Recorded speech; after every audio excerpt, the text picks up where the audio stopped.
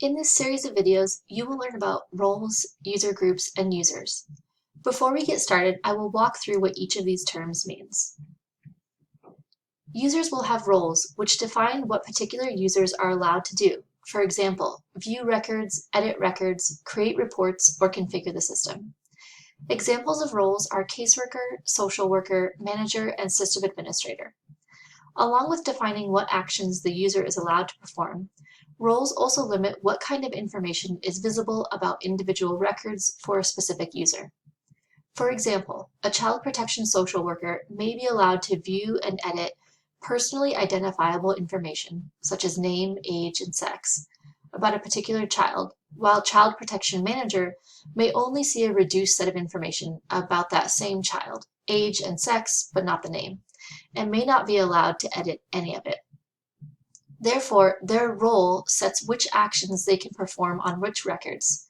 For example, can they edit, flag, export cases, or only view cases? User groups represent teams of users working together. For example, there may be a team of social workers providing case management services to children.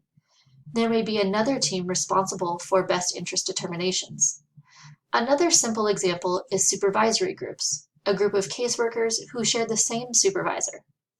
A manager or case management supervisor of a user group will have some level of access to all of the data managed by that group, but not to the data managed by a different user group. And they will not have access to the names of clients or people accessing services. Therefore, user groups create teams of users who can share information with a supervisor or manager. Promero users are the individuals working for service-providing organizations and agencies who use the system. Users are the individuals using Promero who each have a unique username and password. Each user is given access to a module of Promero such as CPIMS Plus or GBVIMS Plus. These three user management functions, roles, user groups, and users, enable us to create the ecosystem of users in Promero. In the following videos, we will walk through the configuration of each of these functions.